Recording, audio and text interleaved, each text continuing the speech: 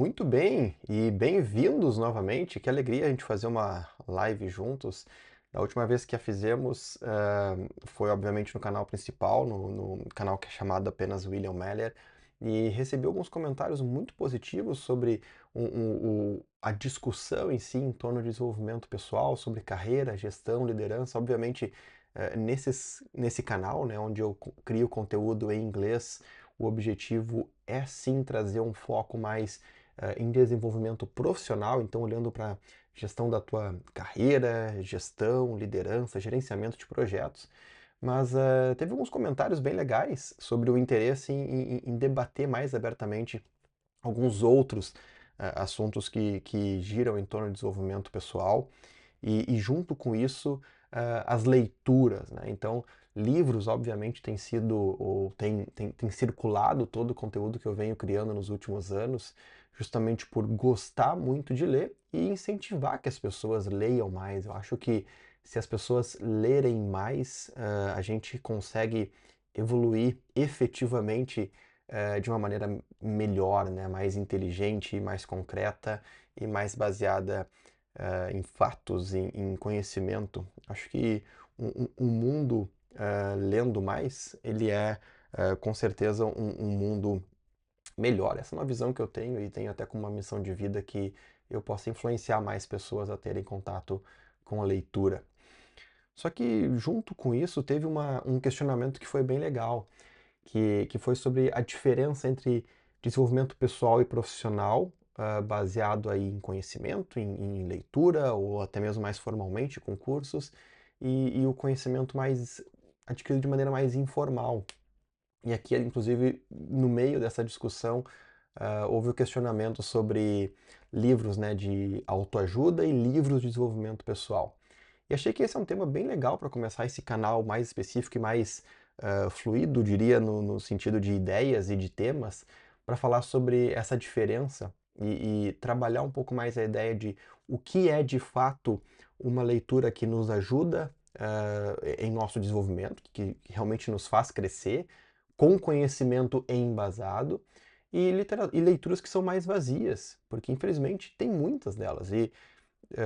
Eu gosto muito de analisar algumas estatísticas, eu sigo no Instagram alguns perfis que divulgam dados dos mais diversos tipos, e quando se trata de livros e venda de livros, assusta bastante ver que cada vez mais os livros mais vendidos, nessa lista de livros de vários países, o Brasil não diferente, eh, os livros que encabeçam essas listas, no topo delas, são livros de autoajuda do tipo mais vazio, se eu posso dizer assim. Não quero citar aqui livros específicos, mas livros que são mais vazios, que focam apenas na motivação por palavras vazias, que eu sei que faz bem para algumas pessoas, mas eles são apenas, nesse sentido, opinativos. E embora, vou repetir, embora eles ajudem muitas pessoas, dependendo do seu momento de vida, eles trazem estar com pouquíssimo ou nenhum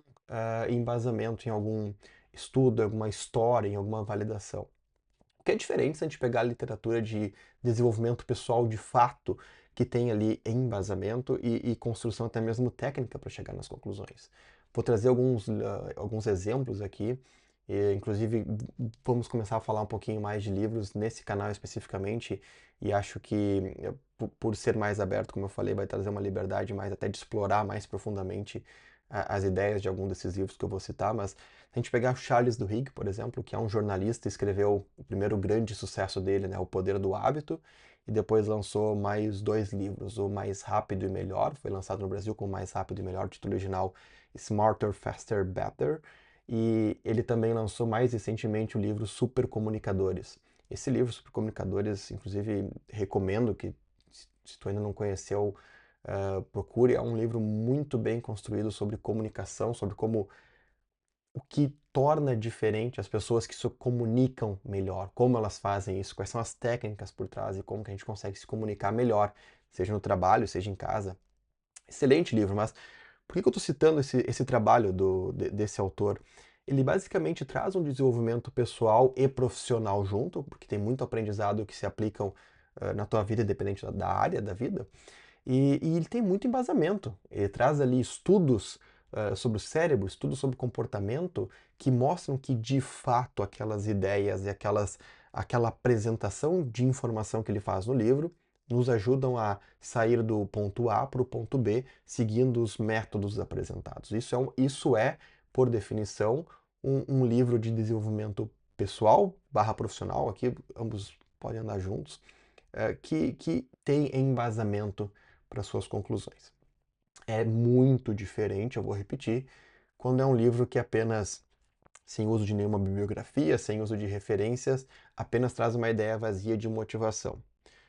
Vou cortar aqui a repetição em cima desse ponto, porque a grande questão e o grande questionamento que surgiu em alguns debates foi como que a gente consegue construir desenvolvimento, construir conhecimento da maneira certa, nesse sentido.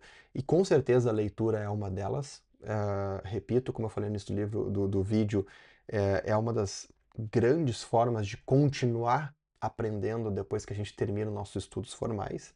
Mas não é apenas a única forma, né? A gente pode aprender muito assistindo um vídeo, uma entrevista, um podcast. A gente só precisa saber diferenciar os níveis de desenvolvimento que a gente está falando aqui. Alguns mais profundos, mais técnicos, mais embasados, como eu falei, e alguns mais rasos que ajudam também, mas essa diferença é importante quando a gente vai tentar se aprofundar em alguma área. Porque até mesmo livros que não trazem estudos específicos, mas analisam mais história e comportamento humano, acho que o Robert Greene, por exemplo, ele é um autor que faz bastante isso, né? Os livros dele, é um autor bem polêmico, né? É o autor de 48 Leis do Poder, mas ele também tem vários outros títulos, e ele explora muito mais a perspectiva de natureza humana e comportamento com base em histórias. Então, histórias do passado, histórias de impérios, de grandes nomes, homens e mulheres que mudaram a história, para fazer aí uma análise de comportamento com um foco aqui em influência, em poder, em persuasão. Por que é um autor polêmico? Acho que esse é o assunto para até para um outro debate, mas ele explana de uma maneira bem diferente e direta em muitos dos livros dele. 48 Leis do Poder é o mais clássico, mas como eu disse, não é o único. Como as pessoas constroem poder em cima de outras pessoas, né? E como elas influenciam para o bem e para o mal usando esse conhecimento. E eu gosto de pensar que leituras desse tipo elas não devem ser analisadas como você vai se tornar essa pessoa que vai crescer em cima dos outros e vai se tornar uma má pessoa. Eu não acho que é assim, eu acho que é um livro, são leituras que servem para proteção. Quando a gente entende como figuras políticas, por exemplo, usam a comunicação, usam a maneira de olhar, usam o comportamento, a linguagem corporal para expressar suas ideias e nos convencer delas, e a gente entende isso de uma maneira melhor, a gente consegue se proteger. Se a gente entendesse um pouquinho melhor como palavras têm poder, como discursos têm um poder muito grande e conseguisse observar os elementos que fazem esses discursos convencer multidões a seguir caminho A ou caminho B, a gente veria que os grandes problemas de debates burros, tentei encontrar aqui uma palavra mais educada, mas acho que é a melhor para descrever, dos debates burros que a gente tem hoje entre extremas de duas vertentes políticas, elas na verdade estão fazendo exatamente a mesma coisa, usando vieses diferentes para influenciar as pessoas que são mais fracas mentalmente para seguir esses vieses, mas elas usam as mesmas táticas, a mesma tática de manobra de massa, manobra de discurso, de usar palavras, posicionamento, até escolha de roupas certas que vão fazer as pessoas seguir e fazer aquilo que elas estão dizendo. Então, acho que eu abri um parênteses bem grande aqui sobre o Robert Greene, porque esse tipo de leitura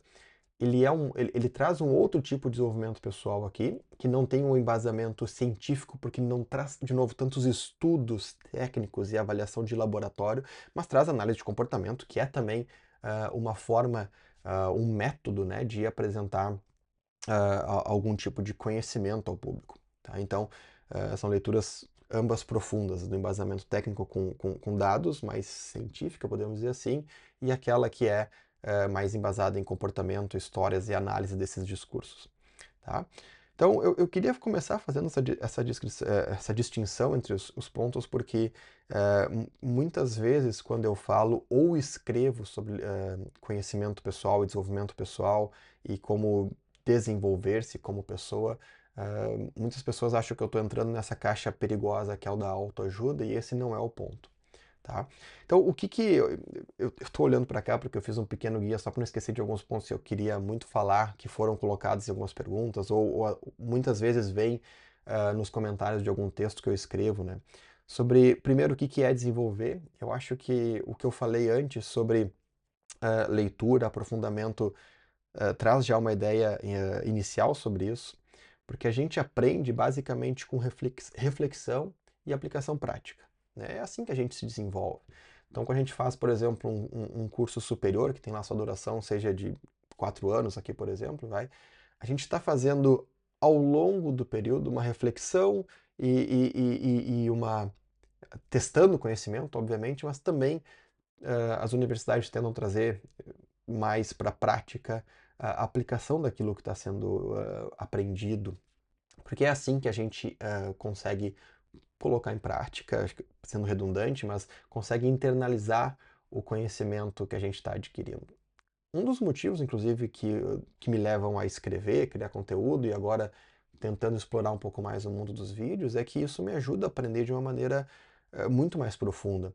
Quando eu pego um conhecimento sobre um tema técnico, por exemplo, gestão de projetos, enfim, qualquer tema que eu aborde nos meus textos, eu preciso pesquisar, eu preciso simplificar muito do que eu estou lendo, simplificar muito do que eu estou aprendendo, e nesse processo de simplificação, ah, achar a maneira correta de explicar aquele assunto para alguém. E durante o processo aprendo muito, muito mais sobre ele, porque o meu cérebro está entendendo que aquilo é importante, que aquilo precisa ser lembrado, porque eu estou falando sobre aquele assunto. Então é muito, muito interessante a gente usar todas as ferramentas possíveis, ensinar é uma delas, ou apenas falar sobre o assunto, porque ajuda muito a internalizar o conhecimento. Então, reflexão e aplicação prática é basicamente como a gente se desenvolve.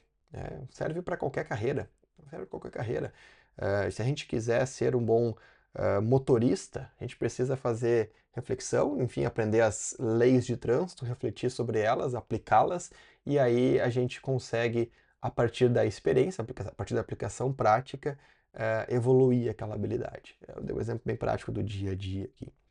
E aí, fazendo um link com o que eu falei, com a ideia de conteúdo base e conteúdo superficial, eu acho que é sempre bom ser mais crítico sobre o tipo de conteúdo que a gente usa para aumentar o nosso conhecimento, né? Ah, Quando eu quero aprender, por exemplo, sobre liderança, acho que é crucial, sim, a gente buscar conhecimento de diferentes níveis, sempre começando com algo mais raso e superficial que vai dar uma visão geral daquele assunto, mas é crucial que a gente encontre autores respeitados, pesquisas, enfim, institutos que tragam aquele tema de uma maneira profunda, uma maneira técnica. Senão a gente sempre vai ficar muito no raso e achar que aquele vídeo de 10 minutos no YouTube, de novo, muito útil, sensacional para iniciar o aprendizado, é tudo que a gente precisa para dizer que entende daquele assunto. E a gente pode dizer isso sobre qualquer tema da atualidade. A gente pega algum conflito, não vou citar aqui para não ficar totalmente temporal o vídeo, mas a gente pega qualquer conflito que esteja acontecendo hoje no mundo, a gente vê uma ou duas entrevistas ou lê um ou dois artigos sobre aquele assunto, a gente acha que entende por que aqueles dois países estão se enfrentando, e não é assim que as coisas funcionam. Existe uma história por trás, existe culturas por trás daquele conflito, existem interesses políticos de poder, interesses financeiros por trás daquele conflito. Então a gente precisa se aprofundar um pouco mais, sair daquele primeiro nível raso, se a gente quer fazer o nosso conhecimento expandir da maneira correta. E quando a gente fala de carreira, desenvolvimento profissional, ainda mais. Se eu quero me desenvolver em uma área, agora estamos falando muito de inteligência artificial e como diferentes áreas estão se adaptando as rupturas e disrupturas que estão acontecendo no mercado. E se eu quero realmente estar preparado, eu preciso sair do básico, de só ir lá no chat GPT e achar que aquilo ali é a minha interação, que eu estou aprendendo inteligência artificial, porque eu aprendi a fazer alguns prompts. E não é assim. É importante o aprofundamento para que ocorra desenvolvimento, né? E com isso, obviamente, um tema que é crucial quando a gente fala de desenvolvimento pessoal, que conecta com o que eu estou falando, eu imagino, é o conceito de lifelong learning, né? Continuar aprendendo ao longo da vida. Porque depois que a gente termina o nosso estudo formal, o nosso desenvolvimento em nível de estudo, ele não pode, não deve parar. E aqui acho que é uma das coisas que eu mais venho falando repetidas vezes nos textos que eu escrevo, de que cursos são uma excelente forma de continuar expandindo o nosso conhecimento, mas não são a única. Conhecimento formal, as certificações, embora excelentes e bem organizados, eles também têm o seu mercado, entendeu? Eles também, todo curso, todo professor que está fazendo um excelente trabalho compartilhando conhecimento, ele também faz parte de um mercado, né? O curso ele tem um valor, escolas que vendem cursos e certificações, ela tem o seu business, né, para fazer que esses cursos continuem sendo lançados, atualizados, e que bom que as temos, isso não é uma crítica, é apenas uma observação. É, só que essa não é a única maneira que a gente vai expandir o nosso conhecimento.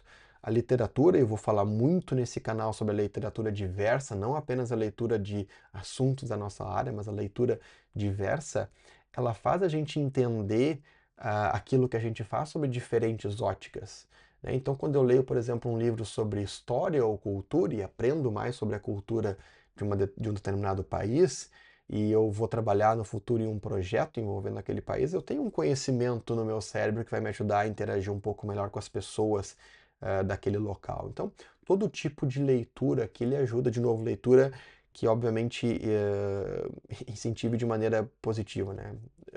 Que seja uma boa leitura. E trazer aprendizado como um hábito diário, né? Hoje em dia a gente tem muitas pessoas que escrevem utilizando a sua voz para falar do mesmo tema.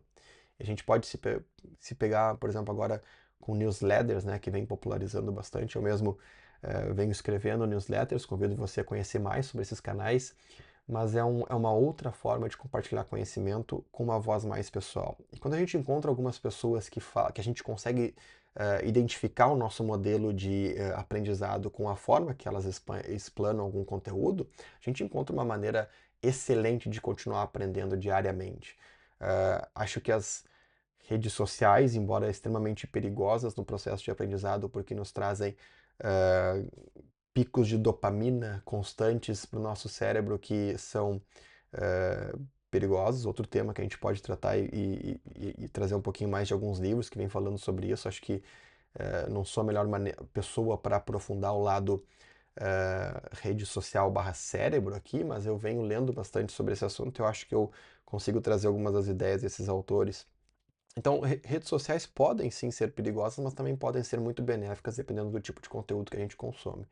E por fim, conteúdo mais geral, né? A gente tem hoje podcasts, a gente tem o próprio YouTube e diversas outras plataformas que são uma maneira excelente de ter contato com o aprendizado contínuo e o estudo, não como uma forma de decorar algum tipo de conteúdo, mas sim realmente para manter o aprendizado como uma constante na nossa vida, né? Manter o nosso cérebro criando novas conexões o tempo todo.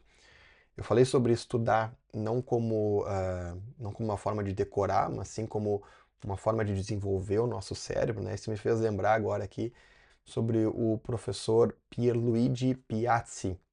Espero estar pronunciando corretamente. Se eu não me engano, ele é um italiano naturalizado brasileiro. E eu tive contato com o conteúdo dele, eu acho que eu ainda estava no ensino médio, a primeira vez que eu tive contato com uma palestra dele que eu assisti online, onde ele falava sobre como estudar, né, e fazia uma crítica ao modelo de ensino onde o aluno ele é exposto ao conhecimento, não trabalha individualmente aquele conhecimento, nós não temos na nossa cultura, ou não temos, acho que dá para dizer assim, a cultura de estudar em casa sendo algo motivado mais tanto pelas escolas quanto pelos pais. De novo, estou falando num tema aqui muito delicado, porque sei que diferentes educadores, diferentes escolas vão ter diferentes formas de olhar para essa questão, essa crítica que o professor Pierluigi fazia. Mas o ponto dele é, a gente era exposto ao conhecimento ao longo de um tempo, depois colocado lá naquele momento de nervosismo para aplicar o conhecimento em uma prova. E essa é uma questão perigosa, segundo ele, porque além de não criar o hábito do estudo contínuo e da revisão contínua, na opinião dele, diária, então tudo aquilo que, que o aluno aprendeu na aula de manhã, ele deve revisar individualmente, não em grupo, segundo ele, porque é assim que o nosso cérebro conecta de uma forma individual aquele conhecimento. Então, revisar de uma constante e diariamente. E depois, acho que ele também trazia, acho que era ele que trazia, de novo, tô recordando aqui de algo que eu vi há bastante tempo, mas sobre a importância da repetição espaçada, né? Então, o conteúdo que eu revisei, que eu aprendi hoje de manhã, eu reviso à tarde e talvez na semana que vem vou fazer um espaçamento dessa revisão e vou olhar para o conteúdo novamente. Quando chega na prova, eu simplesmente estou colocando o que o meu cérebro já sabe para fora. Não estou passando por um processo de nervosismo um dia antes, ou como ele dizia, algumas horas antes daquele exame, daquele teste. E ele trazia pontos que parecem simples, mas são cruciais, e a gente está, infelizmente, esquecendo da maioria deles, né? Sobre a consistência de revisar conteúdos que a gente aprendeu, sobre fazer notas à mão, porque existe uma diferença incrível e muitos estudos que comprovam isso, de que quando a gente toma notas à mão, de quando a gente está estudando e escrevendo à mão, o nosso cérebro internaliza aquela informação de uma maneira totalmente diferente, muito mais forte do que quando a gente está digitando essa nota por um meio digital. Então, foi muito bom ter lembrado disso agora, desse ensino do professor, porque uh, trouxe, né, para para minha vida na época uma preocupação muito grande sobre estudo contínuo, e eu acho que eu já era, na época, um aluno que lia bastante, sempre gostei de ler bastante, e isso me ajudava quando chegasse em momentos de prova, não ter aquele nervosismo que a maioria dos alunos normalmente tinham de fazer resumos, buscar, revisar conteúdo que anotou, que aprendeu, somente para fazer aquele exame. Porque o estresse criado no cérebro para fazer isso, ele é tão grande que pode levar ao próprio amigo cérebro a mensagem de que aquele conteúdo ele é um conteúdo de estresse. E, portanto, o cérebro pode nos ajudar a esquecê-lo mais facilmente, já que nos causou algum estresse, né? Então, isso nos faz refletir sobre como a gente aprende, né? Eu acho que a grande mensagem que eu queria deixar aqui é, assim como a gente pode aprender a ler melhor antes de ler especificamente, assim como a gente pode aprender uh, a escrever melhor antes de efetivamente escrever, é a combinação e apenas a combinação que faz a gente evoluir em algum assunto. Se eu ler diversos livros sobre sobre como melhorar a minha escrita, eu não vou conseguir escrever melhor. Eu só vou conseguir efetivamente escrever um texto melhor quando eu coloco aquilo que eu estou aprendendo em prática, escrevo diariamente e ao longo de anos de prática, aquela habilidade vai sendo refinada e melhorada. E o mesmo serve para outros conteúdos que talvez não sejam tão cruciais para o nosso dia a dia, que a gente quer aprender, que eu preciso ter o embasamento, o conhecimento, mas preciso ter a prática. E a reflexão aqui é sobre como a gente aprende.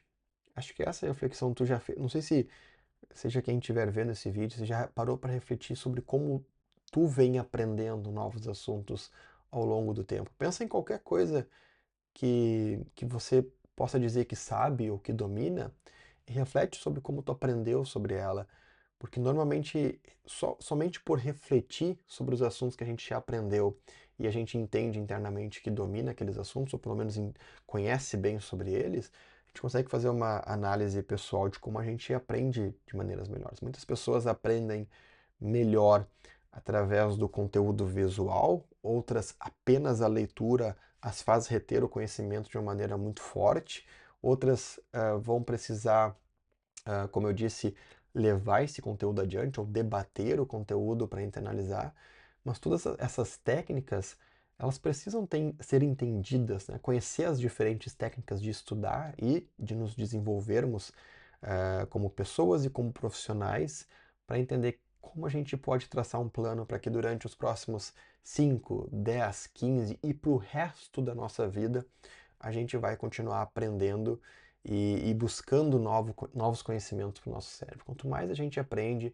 quanto mais a gente tem contato com diferentes mundos, diferentes leituras, diferentes conteúdos, mais a gente consegue criar novas conexões no nosso cérebro. Acho que esse é a grande conexão final que eu gostaria de fazer e deixar como reflexão sobre como a gente vem buscando desenvolver a nós mesmos, como a gente vem aprendendo e como a gente pode melhorar, como a gente pode fazer isso de uma maneira mais estruturada, organizada e buscando sempre evoluir comparando apenas a nossa versão de hoje com a versão do nosso passado. Então, nunca comparando o nosso hoje com o hoje de outro alguém. Isso não faz sentido em nenhuma perspectiva, não faz sentido na perspectiva financeira, não faz sentido na perspectiva de momento de vida e, obviamente, não faz sentido para esse assunto aqui, que é o desenvolvimento pessoal. A gente precisa comparar apenas a nossa versão atual com a nossa versão do dia anterior, do ano anterior, do período, qualquer período de vida anterior. A gente tem que estar buscando melhoria. O meu eu hoje precisa ser melhor que o eu que eu era há um ano atrás e esperançosamente eu irei trabalhar para que o eu do ano que vem seja ainda melhor. Esse é o mote do desenvolvimento pessoal e profissional e eu espero que essa reflexão tenha te ajudado também a pensar sobre o teu próprio desenvolvimento e como tu vai buscar mais conhecimento, vai aprofundar e melhorar a maneira que tu estuda e internaliza novos conhecimentos. Ok? Espero que tenha gostado do conteúdo. Se gostou, se inscreva. Esse canal, de novo, ele é uma abertura de mais um canal para eu trazer algumas ideias e conversar abertamente com vocês sobre diversos assuntos que vão levar com que a gente consiga seguir cada vez mais e cada vez de uma maneira mais organizada, melhor, mais eficiente, rumo aos nossos objetivos profissionais e pessoais. Espero que você tenha gostado. Fique bem. Um abraço.